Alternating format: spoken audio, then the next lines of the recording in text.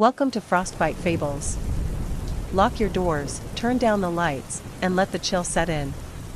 Tonight, we start with a bizarre, true encounter that proves the real world is far more terrifying than fiction. Story number 1. The Russian Doll in the Taxi. I am 35, male, and recently dropped my car off at the shop to get worked on. I decided to pay $20 for a cab instead of bothering a friend for a ride home. When the cab showed up, there was a cute Russian girl in the passenger seat. She was dressed up like a literal doll. I don't know how else to explain it. Her hair was bleached, curled, and soaked in hairspray. Way too much makeup. I live in what is essentially a mining town, so she really stood out as out of place. As soon as I got in the cab, she spun around in her chair, making way too much eye contact, and was very engaging. I learned that she had been picked up from her apartment and got a ride to the liquor store, where she purchased a single airplane bottle of vodka. Then, she'd asked the driver if it would be okay to ride around for a little bit before she went home. The driver said yes. Then she completely shifted the tone, making it very clear she wanted to take things to the bedroom. My head was spinning, but for some reason, I agreed. Afterward, I dropped her off at her apartment. That was 1 week ago today. I guess that is the backstory. I was still confounded by the character, and I couldn't just leave well enough alone. So today, I reached out to hang out again.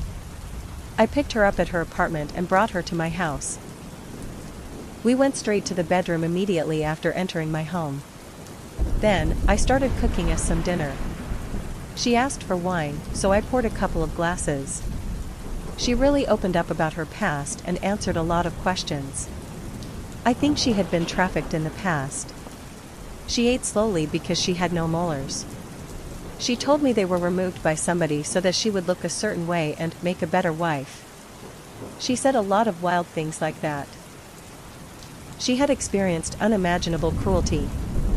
While we talked, I noticed she was starting to slur and fumble over her words. It was very strange, because she had only drank less than half of her glass of wine. Next, she starts casually telling me that the cops in this town hate her, and that just a couple of days ago, she reported a severe assault, and they actually arrested her for a false allegation and gave her a court date. In shock, I stopped her and asked about that. She told me that 3 or 5 days ago, she'd met a guy in a taxi, and he had assaulted her. I met her 7 days ago, so I'm a little bit like, what in the world is happening? She was getting emotional and said, just because I meet you in a taxi doesn't mean I want to hang out with you. At this moment, I did not know what to do, so I quickly changed the topic to what video games she's been playing recently, and started to plan my exit from this whole situation. Still only 1/2 of a glass of wine in, her slurring had gotten progressively worse. She was completely compromised at this point, and she promptly changed the topic from video games back to the bedroom, insisting on round 2. I was planted in front of my kitchen camera, trying to figure out what was wrong with her. I asked if she took something when I wasn't looking, or if she was on some medication that she shouldn't be drinking alcohol with. It even crossed my mind that she may have tried to drug me this time, and accidentally drugged herself. She denied everything, insisted she was fine. I explained loudly, for both her and my security camera to hear, that absolutely nothing was happening right now because she was clearly not in her right mind. Racking my brain for options, I couldn't drop this girl off at her apartment because she was literally falling over.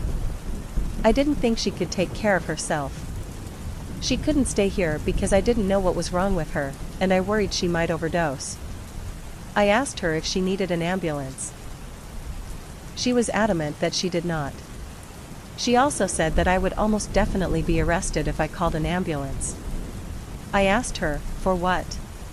She didn't know. I thought about it for a minute while she stumbled around my house like a zombie, knocking things over. I decided I had no other option. I dialed 911 and explained that my friend had drank half a glass of wine and couldn't stand up. When she realized I was on the phone with emergency services, she called her fiancé. He was furious that she had gotten out of the house. He wanted to know who I am, and where she was so he could come and pick her up before the authorities arrived. She was too messed up to figure out how to drop a pin or give him my address. She handed me the phone to talk to him. I just put it down on the counter and walked away from it while I stayed on the line with the 911 operator. He started yelling through the speakerphone for her to just leave, to walk down the road and get out of there. 5 minutes later, a deputy met me in my front yard. She was in the doorway trying to get her boots on so she could leave, but she couldn't balance. I told the deputy everything. That she was fine earlier, but now she wasn't, and I didn't know why. I also told him I had the security camera footage to back up my story, and I had already saved the footage from the day to prevent it from deleting. The ambulance hauled the girl away, and I blocked her number. I will probably always wonder if that was an extortion game they were trying to play on me or not. Anyway, cheers and fingers crossed to this being the end of that story. Story number 2. The Secret Path. This happened in 2022, when I had moved to Jacksonville, Florida from my home state of Pennsylvania for school.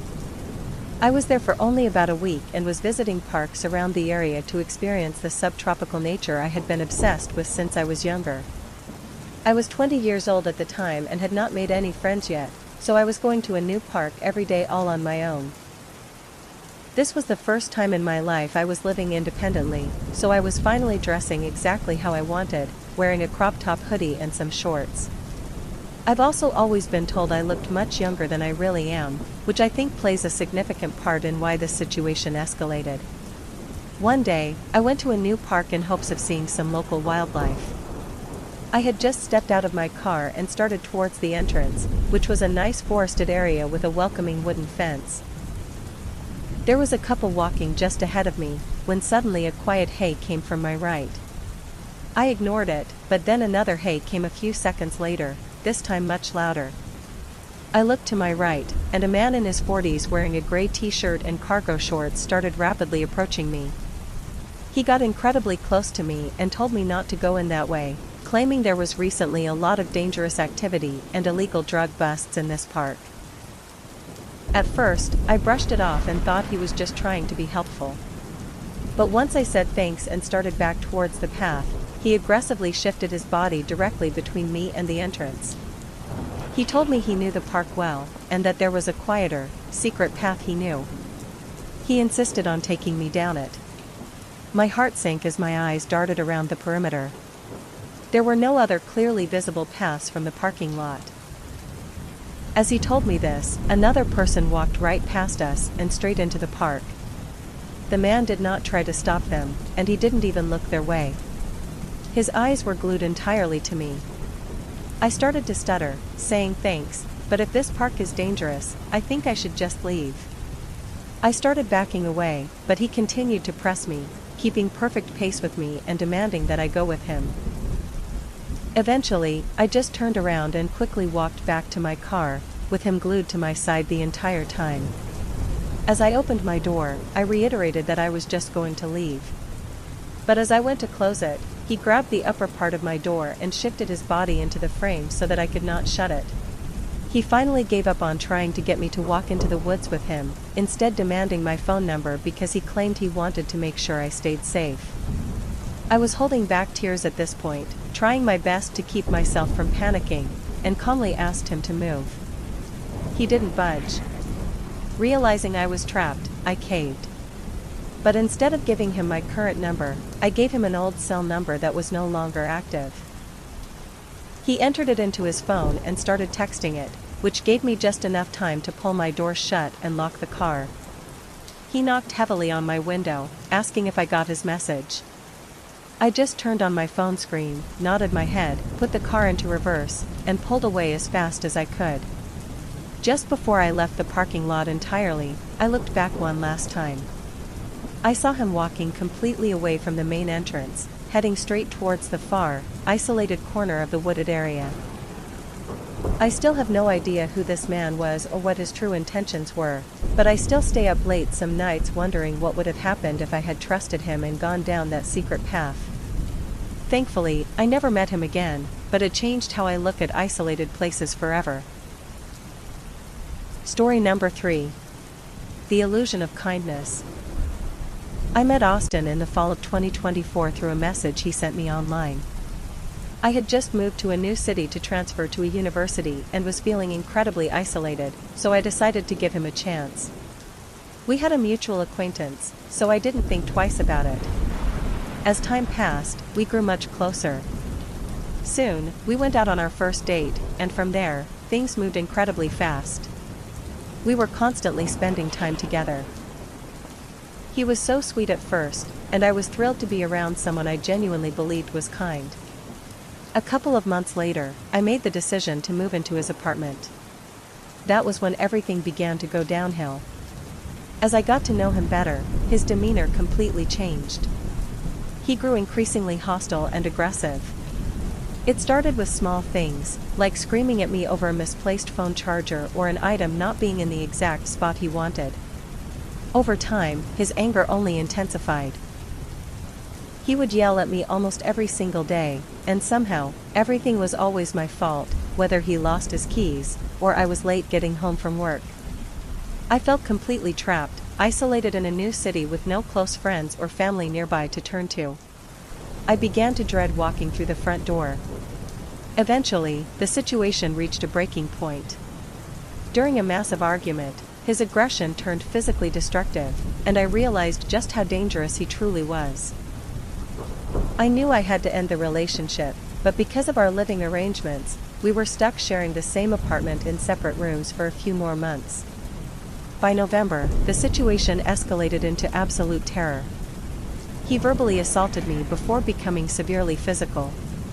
I tried to escape the apartment, but he blocked the exits, took my house keys, and even threatened me with a weapon. I genuinely feared for my life. When I tried to call for help, he grabbed my phone and snapped it completely in half. Terrified and desperate, I waited for a split-second distraction, grabbed my car keys, and ran for my life. I drove straight to my father's house, completely shaken. Even after I escaped, the harassment didn't stop. He bombarded my phone with over 100 messages and calls a day, shifting wildly between desperately pleading and being intensely hostile. I moved in with my mother and kept my distance, repeatedly demanding he leave the apartment since he wasn't on the lease. By January, I was finally able to move back into my place, though he had completely trashed it before leaving. I spent weeks trying to put the pieces of my life back together, supported by a close friend. Yet, the harassment persisted. He began using spoofed, anonymous numbers to send threatening text messages, pretending to be an unknown stalker who knew exactly where I was and what I was doing. Finally, in February, I couldn't take the constant fear anymore. I went to court, presented my evidence, and filed for a formal protective order. After the court hearing, the anonymous texts and threats stopped instantly. The silence was immediate, and I was finally safe. Today, I am in a much better place, surrounded by people who genuinely care about me and make me feel protected. I still carry the anxiety of that year, always looking over my shoulder and remaining cautious, but I am finally moving forward and reclaiming my life. And to the person who put me through that nightmare, let's never meet again. The storm is clearing, and the fire is fading to ash. But the dark holds many more stories. If you made it this far, thank you for listening to Frostbite Fables. If these tales brought a chill to your night, please leave a like, subscribe to the channel, and share your thoughts in the comments below. Let me know which story kept you awake. Until next time, stay safe, lock your doors, and try to survive the night.